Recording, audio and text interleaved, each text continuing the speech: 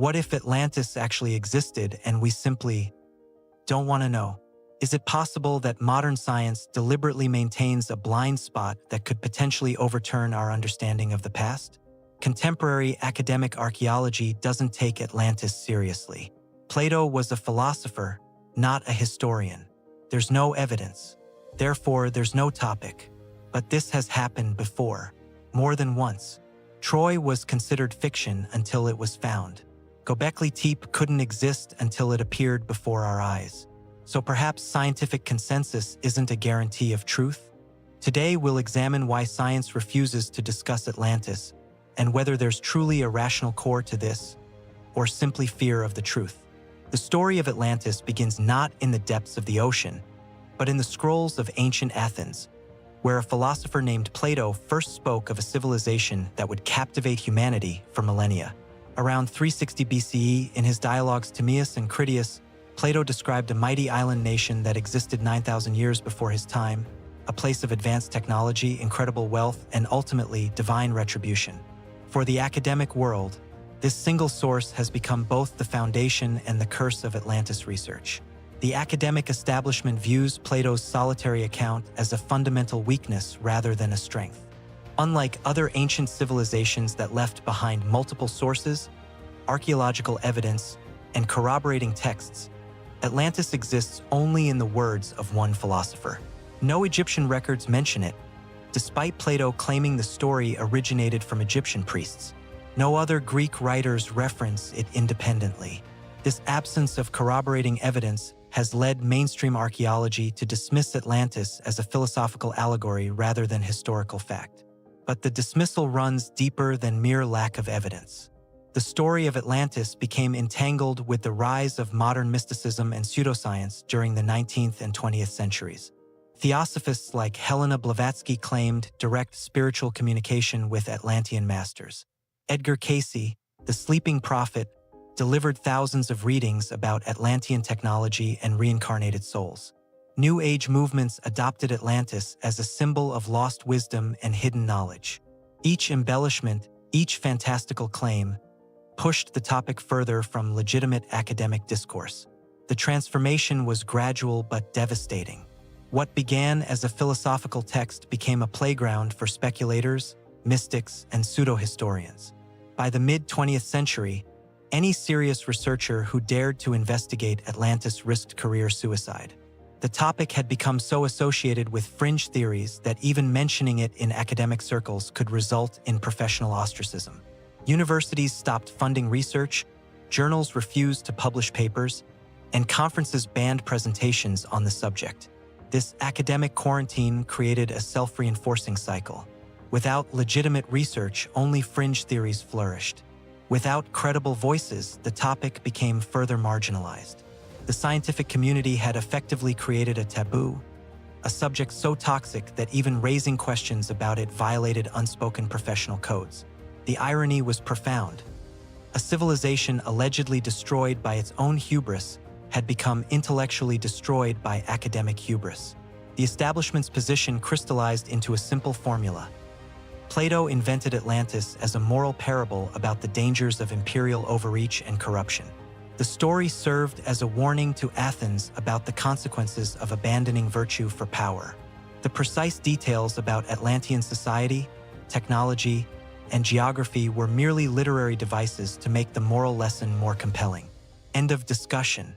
But this neat dismissal ignored troubling questions. Why would Plato, known for abstract philosophical discussions, suddenly create such a detailed geographical and historical account? Why claim the story came from Egyptian sources if he was simply inventing a parable? Why risk his reputation by presenting fiction as fact? These questions remained unanswered, not because they were resolved, but because they were no longer asked. The 20th century witnessed the systematic erasure of Atlantis from serious academic consideration. Archaeological departments removed it from curricula. Museums relegated any related materials to storage. Research grants for underwater archaeology specifically excluded Atlantis-related proposals. The message was clear. This topic was beyond the pale of legitimate inquiry. The consequences extended beyond academia. popular culture seized upon Atlantis, creating an endless stream of movies, books, and documentaries that further sensationalized the topic. Each Hollywood production, each conspiracy theory, each New Age interpretation drove another nail into the coffin of serious research. The academic community watched with satisfaction as their prophecy fulfilled itself. Atlantis had indeed become pseudoscience.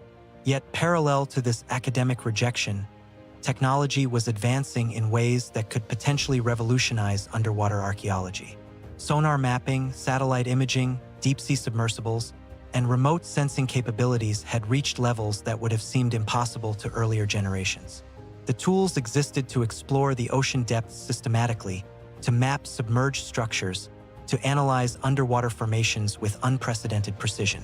But these tools were rarely turned toward investigating potentially Atlantean sites. The final academic position emerged as a fortress of skepticism. Any underwater structure that might suggest advanced ancient civilization was explained away as natural formation, misidentified geology, or the work of known historical cultures. The Bimini Road became beach rock. The Yanaguni Monument became weathered sandstone.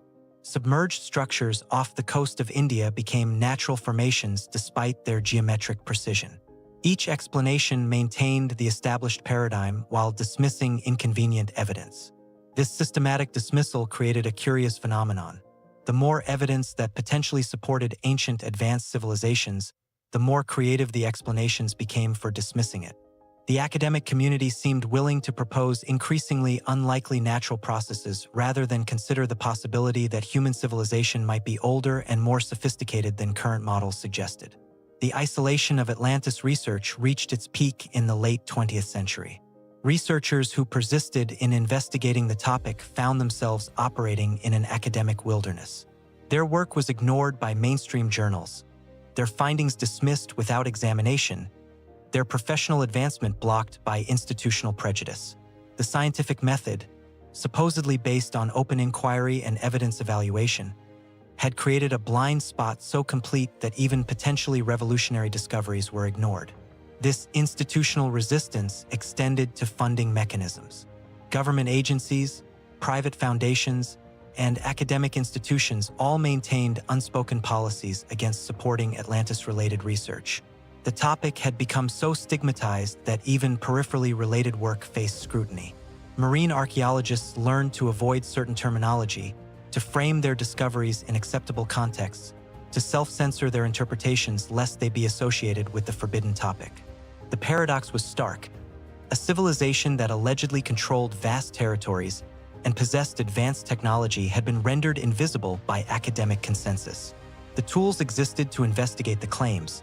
The ocean depths remained largely unexplored, and tantalizing evidence continued to emerge from underwater surveys. Yet, the institutional machinery of science had effectively placed the topic beyond investigation. As the 21st century dawned, this academic silence had become so complete that most researchers had forgotten why Atlantis was taboo. The prohibition had become naturalized, unquestioned, as fundamental to archaeological thinking as the scientific method itself. The mere suggestion that Atlantis might be worth investigating was met with reflexive dismissal, as if the topic itself was intellectually contaminated.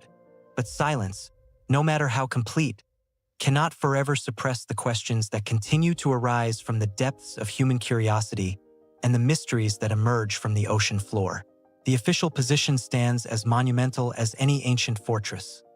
Atlantis is a myth, period. But this certainty rests on a foundation more fragile than its defenders might admit. The academic establishment has constructed its dismissal around several key arguments, each seemingly logical, yet each potentially vulnerable to re-examination. The first pillar of dismissal centers on the single-source problem. Plato alone describes Atlantis, and for traditional historians, this represents a fatal flaw. How can a civilization that allegedly controlled vast territories and influenced multiple cultures leave evidence in only one ancient text? The argument seems compelling until one considers how many significant historical discoveries began with single sources later validated by archaeological evidence.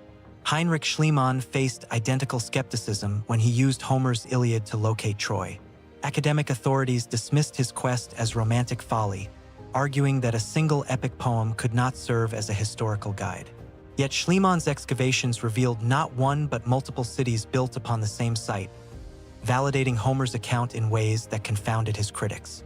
The pattern repeats throughout archaeological history. Lone sources dismissed as fiction until physical evidence forces academic reconsideration. The second argument involves the supposed impossibility of Atlantean technology and sophistication. Critics argue that a civilization possessing the advanced capabilities described by Plato could not have existed in the timeframe he specified. This reasoning assumes that technological development follows a linear progression, that complexity increases steadily over time, and that ancient peoples could not have achieved capabilities that seem advanced by modern standards. Yet Göbekli Tepe obliterated such assumptions. When archaeologists first excavated the site in southeastern Turkey, they uncovered sophisticated stone structures dating to approximately 9,600 BCE, thousands of years before agriculture was supposed to have enabled complex societies. The discovery forced a complete revision of timelines regarding human civilization's development. If hunter-gatherers could create monumental architecture at Göbekli Tepe, what other assumptions about ancient capabilities might be equally flawed? The third pillar involves geographical arguments. Critics claim that no landmass large enough to support Atlantean civilization could have existed in the locations Plato described. The Atlantic Ocean, they argue, lacks the continental shelf space necessary for a major island civilization. This reasoning assumes that current sea levels and continental configurations have remained stable over the past 12,000 years, an assumption that geological evidence increasingly challenges. Post-glacial rebound, sea level fluctuations, and tectonic activity have dramatically altered coastal configurations throughout human history. The English Channel was once dry land connecting Britain to continental Europe. The Bering Land Bridge allowed human migration between Asia and North America. Vast areas of the continental shelf were exposed during ice ages, potentially supporting civilizations that would have been submerged as glaciers melted. The dogma of stable geography crumbles under scrutiny of geological evidence. The fourth argument concerns the absence of archaeological evidence. If Atlantis existed, critics argue, it should have left behind extensive material remains: pottery, tools, weapons, buildings, artwork. The ocean floor should yield artifacts proving Atlantean existence. This reasoning assumes that archaeological evidence from a civilization destroyed 11,000 years ago would remain identifiable and accessible despite millennia of sediment accumulation, tectonic activity, and marine erosion. Consider the challenges facing underwater archaeology. Ocean currents disperse artifacts across vast distances. Sediment layers bury structures beneath meters of accumulated material. Tectonic activity can sink landmasses far below accessible depths. Marine organisms corrode organic materials beyond recognition. The preservation conditions that allow terrestrial sites to survive for millennia rarely exist in marine environments. The absence of easily discoverable Atlantean artifacts may say more about the challenges of underwater preservation than about Atlantis itself. The fifth pillar involves the contamination argument. Academic critics argue that centuries of speculation, mysticism, and pseudoscience have so thoroughly corrupted the Atlantis narrative that serious research is impossible. The topic has been claimed by too many fringe theorists, associated with too many unfounded claims, and embedded in too many conspiracy theories to retain scholarly credibility. This argument reveals a curious academic prejudice: the assumption that popular interest somehow invalidates scholarly inquiry. The same logic would prohibit serious study of astronomy because astrology exists, or ban medical research because of faith healing. The contamination argument essentially allows academic institutions to abandon any topic that attracts public attention, regardless of its potential validity. The sixth argument centers on institutional protection of established paradigms. Critics suggest that mainstream archaeology simply defends existing models against disruptive claims. From this perspective, the dismissal of Atlantis represents healthy scientific conservatism, a necessary barrier against pseudoscientific intrusion into academic discourse. Yet this protective mechanism can become pathological when it prevents legitimate inquiry. The history of science demonstrates that paradigm shifts often require overcoming institutional resistance. Continental drift theory was dismissed for decades before plate tectonics vindicated Alfred Wegener's insights. Bacterial causes of stomach ulcers were ridiculed until Barry Marshall infected himself with H. pylori to prove the connection. The line between healthy skepticism and destructive dogmatism remains dangerously thin. The seventh pillar involves resource allocation arguments. Research funding is limited, critics argue, and should be directed toward questions with higher probability of productive results. Investigating Atlantis represents a waste of resources that could be better spent on established archaeological projects with clearer potential for advancing human knowledge. This argument assumes that paradigm-shifting discoveries offer lower returns than incremental research within established frameworks. Yet the history of science suggests the opposite. Revolutionary insights often provide the greatest advances in human understanding. The discovery of Göbekli Tepe yielded more significant insights about human development than decades of conventional archaeological research. The potential returns from investigating Atlantis, if it exists, could dwarf the resources invested in the search. The eighth argument concerns professional reputation and career advancement. Individual researchers avoid Atlantis-related topics because association with the subject damages professional standing. This creates a self-fulfilling prophecy. Because respected researchers avoid the topic, it becomes further marginalized, making it even more dangerous for career advancement. This circular reasoning reveals the sociological rather than scientific nature of Atlantis dismissal. The topic is avoided not because evidence disproves it, but because social pressure discourages investigation. The academic community has created a taboo that operates independently of scientific reasoning, a prohibition maintained through professional coercion rather than intellectual argument.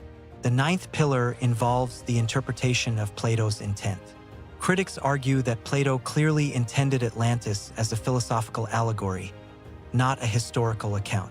The story serves as a warning about imperial overreach and moral corruption, with the details of Atlantean society functioning as literary devices rather than historical facts. This argument assumes certainty about Plato's intentions that may not be justified. Ancient writers often blended historical accounts with moral instruction, using factual foundations to support philosophical arguments. The Epic of Gilgamesh combines historical elements with mythological themes. The Bible includes historical narratives alongside moral teachings. Plato's combination of detailed geographical descriptions with philosophical instruction may reflect similar literary conventions rather than pure invention. The 10th argument centers on the burden of proof. Critics argue that extraordinary claims require extraordinary evidence, and that Atlantis proponents have failed to meet this standard. Without definitive proof of Atlantean existence, the null hypothesis of non-existence should prevail. This argument reverses the normal scientific process. In legitimate scientific inquiry, hypotheses are tested through investigation, not dismissed through lack of prior proof. The burden of proof argument effectively prevents investigation by requiring evidence that can only be obtained through the research it prohibits. It creates an impossible standard that would prevent most archaeological discoveries if applied consistently. Yet despite these formidable arguments, questions continue to emerge from the depths of human curiosity and the mysteries revealed by advancing technology. The academic fortress protecting established paradigms shows signs of strain as new discoveries challenge fundamental assumptions about ancient human capabilities. The search for physical evidence of Atlantis leads investigators into the realm of underwater archaeology, where advancing technology reveals structures that challenge conventional understanding of ancient civilizations. While mainstream archaeology maintains its skeptical stance, a growing body of underwater discoveries presents anomalies that resist easy explanation within established paradigms. The Bimini Road, discovered in 1968 off the coast of the Bahamas, represents one of the most controversial underwater structures potentially related to Atlantis. The formation consists of limestone blocks arranged in linear patterns stretching for hundreds of meters along the ocean floor.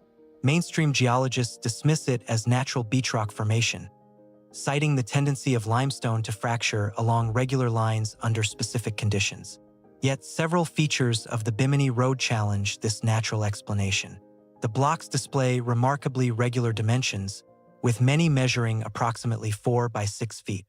The joints between blocks appear too precise for natural formation, with some stones fitted together so tightly that marine growth cannot penetrate the seams.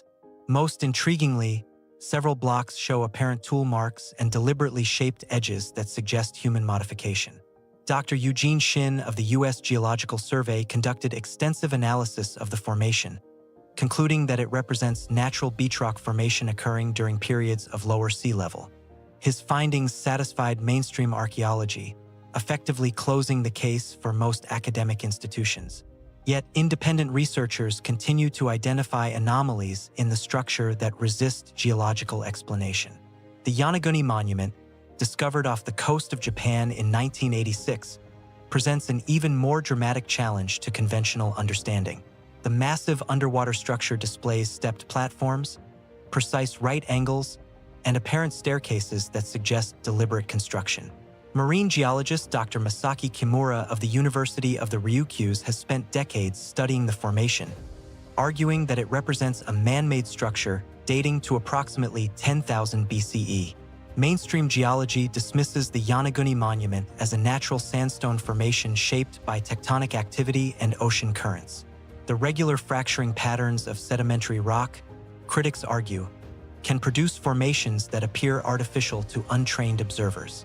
The structure's geometric appearance results from natural geological processes rather than human construction. Yet the monument displays features that challenge natural explanations.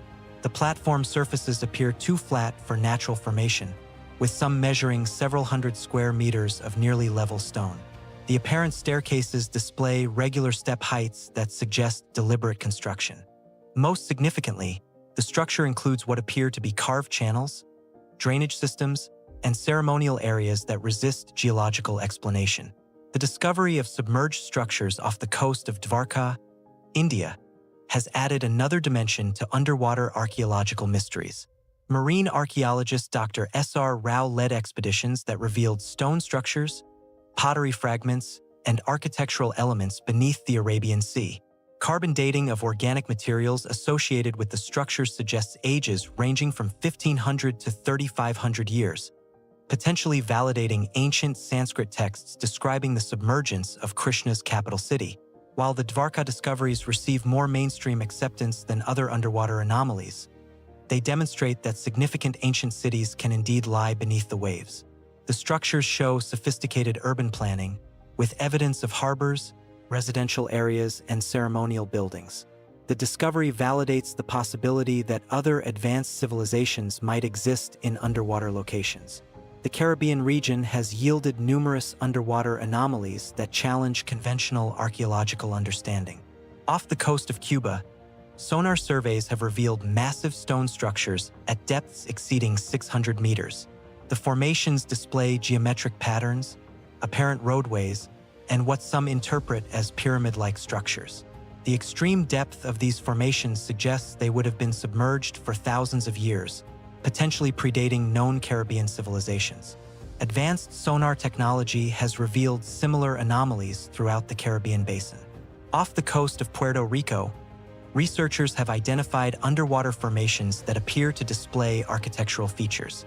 Near the Bahamas, side-scan sonar has revealed geometric patterns on the ocean floor that resist natural explanation. Each discovery adds to a growing catalog of underwater mysteries that challenge established timelines of human civilization. The Mediterranean Sea, despite extensive archaeological exploration, continues to yield surprises that expand understanding of ancient civilizations. Off the coast of Alexandria, underwater excavations have revealed the submerged remains of ancient Egyptian cities, complete with temples, statues, and residential areas. These discoveries demonstrate that significant portions of ancient civilizations now lie beneath the waves. The Pavlopetri site off the coast of Greece represents one of the most significant underwater archaeological discoveries in the Mediterranean. The submerged Bronze Age city, dating to approximately 2,800 BCE, displays sophisticated urban planning with streets, buildings, and harbor facilities. The site demonstrates that advanced ancient cities can survive underwater for millennia, potentially serving as models for other submerged civilizations. Modern technology has revolutionized the search for underwater archaeological sites. LiDAR systems can penetrate water to reveal bottom formations with unprecedented clarity. Multi-beam sonar creates detailed three-dimensional maps of underwater structures. Magnetometers detect metallic objects buried beneath sediment layers. Remote-operated vehicles allow detailed exploration of formations at depths previously inaccessible to human investigators. Yet despite these technological advances, the search for Atlantis-related sites faces institutional obstacles that limit investigation. Research funding organizations remain reluctant to support projects explicitly seeking Atlantean evidence. Academic institutions discourage students from pursuing underwater archaeology focused on controversial sites. Professional archaeologists risk career damage by associating with Atlantis-related research. This institutional resistance creates a paradox. The tools exist to investigate potentially revolutionary underwater sites, but the academic establishment discourages their application to the most intriguing mysteries. Independent researchers with limited resources conduct investigations that professional archaeologists with institutional support avoid. The result is a fragmentary understanding of underwater anomalies that could potentially rewrite human history. The analysis of underwater structures also faces technical challenges that complicate interpretation. Marine growth obscures architectural details, making it difficult to distinguish between natural and artificial formations. Sediment accumulation buries significant portions of structures, preventing complete analysis. Ocean currents and tectonic activity alter formations over time, potentially destroying evidence of original construction. Carbon dating of underwater sites presents particular challenges. Organic materials decompose rapidly in marine environments, leaving few samples suitable for analysis. The association between datable materials and structural elements often remains unclear, making it difficult to establish construction dates. The possibility of contamination from marine organisms further complicates dating efforts. The interpretation of underwater archaeological evidence also depends heavily on theoretical frameworks that may bias analysis. Researchers committed to conventional chronologies may dismiss anomalous formations as natural features rather than consider implications for established timelines. The absence of contextual artifacts makes it difficult to establish cultural associations for mysterious structures. Despite these challenges, the accumulating evidence from underwater archaeology creates a compelling case for reconsidering assumptions about ancient civilizations. The systematic dismissal of underwater anomalies as natural formations begins to appear forced when similar explanations must be applied to numerous sites worldwide. The pattern suggests that institutional bias may be preventing recognition of genuine archaeological discoveries. The question remains whether current underwater investigations will eventually yield definitive evidence of advanced ancient civilizations, potentially including Atlantis itself. The ocean depths remain largely unexplored, with vast areas of continental shelf never systematically surveyed for archaeological remains. The potential for revolutionary discoveries continues to exist, despite institutional resistance to investigating controversial possibilities. As technology advances and underwater exploration becomes more sophisticated, the hidden history of human civilization may finally emerge from the depths, challenging established paradigms and potentially validating ancient accounts that mainstream archaeology has too hastily dismissed. The rejection of Atlantis by mainstream science intersects with broader cultural and psychological forces that shape both academic discourse and popular imagination. The topic exists at the intersection of mysticism and methodology, where legitimate archaeological questions become entangled with New Age spirituality, conspiracy theories, and alternative history narratives. The contamination began in the 19th century when Theosophical Society founder Helena Blavatsky claimed direct psychic contact with Atlantean masters. Her elaborate descriptions of Atlantean technology, social organization, and spiritual advancement created a template for subsequent mystical interpretations. Blavatsky's influence extended far beyond her immediate followers, establishing Atlantis as a symbol of hidden wisdom and lost knowledge in popular consciousness. Edgar Cayce, the sleeping prophet, delivered thousands of psychic readings about Atlantis during the first half of the 20th century. His descriptions of crystal technology, flying vehicles, and advanced healing techniques captured public imagination while further distancing the topic from academic respectability. Casey's followers established research organizations, published extensive materials, and created a parallel universe of Atlantean scholarship operating outside conventional academic channels. The Association for Research and Enlightenment, founded by Casey's supporters, continues to promote investigation of Atlantean sites based on his psychic readings. The organization has funded expeditions to the Bahamas, sponsored underwater surveys, and published research claiming to validate Casey's predictions.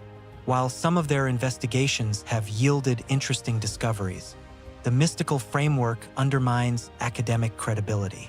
New Age spirituality embraced Atlantis as a symbol of humanity's spiritual potential. Channeled messages allegedly from Atlantean spirits proliferated throughout the latter half of the 20th century. Books claiming to reveal Atlantean wisdom, healing techniques, and consciousness expansion methods flooded the alternative spirituality market. Each publication further embedded Atlantis in the realm of mysticism rather than historical investigation. The rise of alternative archaeology in the 1970s and 1980s brought new attention to Atlantis, but also new controversies. Authors like Graham Hancock, Robert Bauval, and John Anthony West challenged conventional archaeological timelines while proposing connections to lost civilizations. Their books achieved massive popular success while facing fierce academic criticism for insufficient evidence and speculative reasoning. Television programming has played a crucial role in shaping public perception of Atlantis. The History Channel's Ancient Aliens series regularly features Atlantis-related content, typically linking it to extraterrestrial intervention in human history. The Discovery Channel, National Geographic, and other networks have produced documentaries exploring Atlantean possibilities, usually presenting balanced perspectives that acknowledge both supportive evidence and skeptical criticism. The internet has democratized Atlantis research while further fragmenting the field. Countless websites, forums, and social media groups discuss potential Atlantean sites, analyze underwater formations, and debate theoretical frameworks. The quality of investigation varies enormously, from sophisticated analysis of geological data to wild speculation based on pattern recognition in satellite imagery. YouTube has become a primary platform for Atlantis-related content, with channels dedicated to exploring underwater mysteries, analyzing ancient texts, and proposing theoretical reconstructions. The platform's algorithm-driven content delivery system tends to create echo chambers where viewers receive increasingly sensational material, potentially distorting public understanding of legitimate archaeological questions. The proliferation of amateur investigation has created both opportunities and challenges for serious research. Crowdsourced analysis of satellite imagery has identified potential archaeological sites that might otherwise remain unnoticed. Internet forums facilitate collaboration between researchers worldwide, allowing rapid sharing of discoveries and theoretical insights. Yet the same platforms also propagate misinformation, unfounded speculation, and conspiracy theories that further contaminate the field. The psychological appeal of Atlantis extends beyond mere historical curiosity. The story resonates with deep human anxieties about technological advancement, environmental destruction, and social collapse. Atlantis serves as both a cautionary tale about the dangers of hubris and a symbol of human potential for creating advanced civilizations. The archetype of the lost golden age appears in cultures worldwide, from the Hindu concept of Satya Yuga to the Greek myths of the Golden Age. Atlantis provides a specific, detailed embodiment of this universal theme, offering a concrete historical example of humanity's supposed fall from grace. The psychological satisfaction of believing in a lost advanced civilization may explain the topic's enduring appeal despite academic rejection. The romance of hidden knowledge also plays a crucial role in Atlantis's cultural significance. The idea that ancient wisdom remains concealed beneath the waves appeals to individuals who feel alienated from modern technological society. Atlantis represents an alternative model of human development, one allegedly based on spiritual advancement rather than material accumulation. Conspiracy theories surrounding Atlantis often involve claims that governments, academic institutions, or secret societies deliberately suppress evidence of its existence. These theories typically allege that Atlantean knowledge would threaten established power structures, disrupt religious beliefs, or reveal uncomfortable truths about human history. The conspiratorial framework provides a convenient explanation for the lack of mainstream academic acceptance. The suppression narrative resonates with broader cultural themes of institutional distrust and hidden truth. In an era of increasing skepticism toward authority, the idea that academic establishments might conceal important discoveries appears plausible to many people. The complexity of academic research, with its specialized methodologies and insider terminology, can seem exclusionary to outsiders, reinforcing suspicions of deliberate concealment. Social media has amplified both the reach and the polarization of Atlantis discussions. Algorithms that promote engaging content tend to favor sensational claims over measured analysis. The platform structures encourage rapid-fire exchanges that prioritize memorable assertions over careful reasoning. The result is often a degradation of discourse quality that further alienates academic professionals. The commercialization of Atlantis research has created additional complications. Tours to potential Atlantean sites, books promising to reveal hidden secrets, and documentaries featuring sensational claims all operate within market dynamics that reward exciting narratives over careful analysis. The economic incentives may encourage researchers to overstate their findings or make connections that evidence doesn't support. The religious implications of Atlantis also contribute to its controversial status. Some interpretations position Atlantis as validation of biblical flood narratives or as evidence of divine intervention in human history. These religious frameworks conflict with secular academic approaches, creating additional barriers to scholarly acceptance.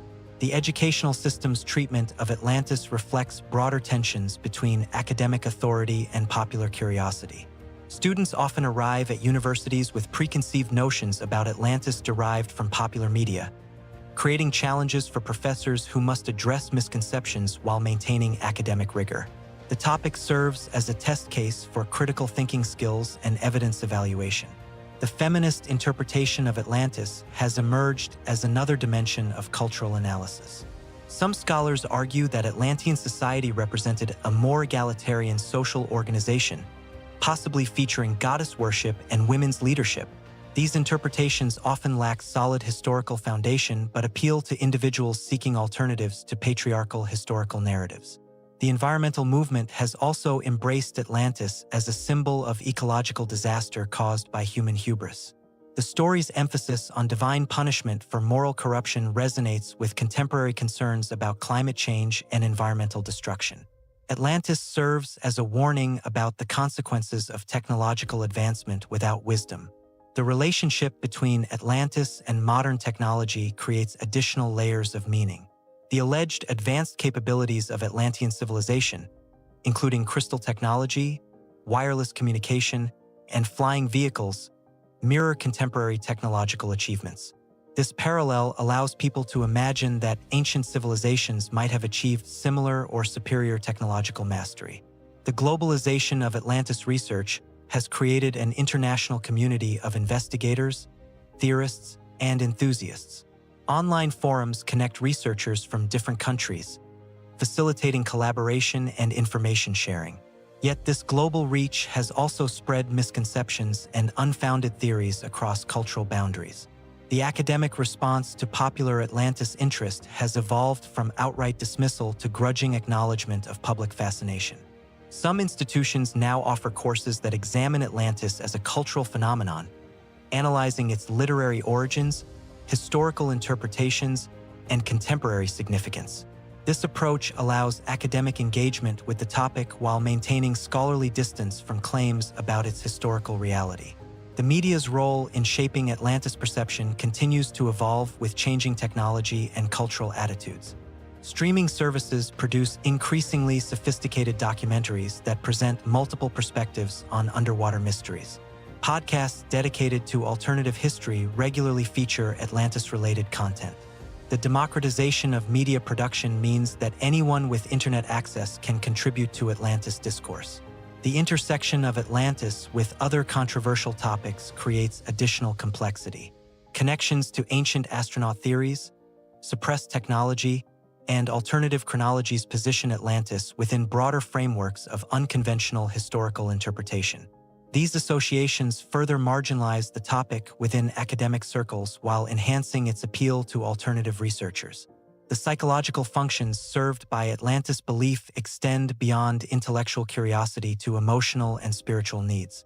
The story provides meaning and significance for individuals seeking alternatives to conventional historical narratives. The possibility that advanced ancient civilizations once existed offers hope that humanity might transcend current limitations and achieve higher states of development. The therapeutic aspects of Atlantis engagement should not be overlooked. The search for hidden knowledge, the investigation of mysteries, and the construction of alternative historical narratives can provide psychological benefits for participants. The sense of being part of a community of truth seekers offers social connection and purpose. The generational transmission of Atlantis interest occurs through family networks, educational experiences, and cultural exposure. Parents who believe in Atlantis often pass their interest to children, creating lasting commitment to the topic. The story's appearance in children's literature, animated films, and educational materials ensures continued exposure to new generations. The relationship between Atlantis and other lost civilization narratives creates a broader framework of alternative history. Lemuria, Mu, and other hypothetical ancient civilizations often appear in conjunction with Atlantis, suggesting a pattern of advanced prehistoric societies that mainstream history allegedly ignores. This broader context reinforces the appeal of Atlantis while complicating efforts to evaluate specific claims. The digital preservation of Atlantis research has created vast archives of investigations, theories, and discussions that will influence future generations. Online databases, video repositories, and discussion forums capture the evolution of Atlantis research over time. This digital legacy ensures that questions about Atlantis will persist regardless of academic attitudes. The cultural impact of Atlantis extends far beyond archaeological questions to fundamental issues of human identity, potential, and relationship with the natural world. The story serves as a mirror reflecting contemporary anxieties and aspirations, ensuring its continued relevance regardless of whether physical evidence ever emerges from the depths. The possibility that modern science systematically ignores or suppresses evidence of Atlantis raises profound questions about the nature of knowledge, authority, and truth in contemporary society. As underwater technology advances and previously inaccessible areas of the ocean become available for investigation, the ancient mystery may finally yield answers that either vindicate academic skepticism or revolutionize our understanding of human history. The mystery of Atlantis ultimately reflects the deeper mystery of human consciousness itself. Our capacity for both remarkable achievement and catastrophic destruction, our yearning for transcendence and our vulnerability to hubris, our ability to create wonders and our tendency to lose them to the tides of time. Whether Atlantis existed as a physical reality or persists as a powerful symbol, its story continues to challenge our assumptions about the past and our possibilities for the future. In the end, the scientific rejection of Atlantis may say more about the limitations of contemporary academic culture than about the reality of ancient civilizations. The question remains whether humanity is mature enough to confront the implications of its own lost potential, or whether some truths are too transformative to be acknowledged by institutions committed to preserving existing paradigms. The depths of the ocean hold their secrets still, waiting for explorers brave enough to dive beyond the boundaries of conventional wisdom into the realm where myth and reality converge in the eternal dance of human imagination and discovery.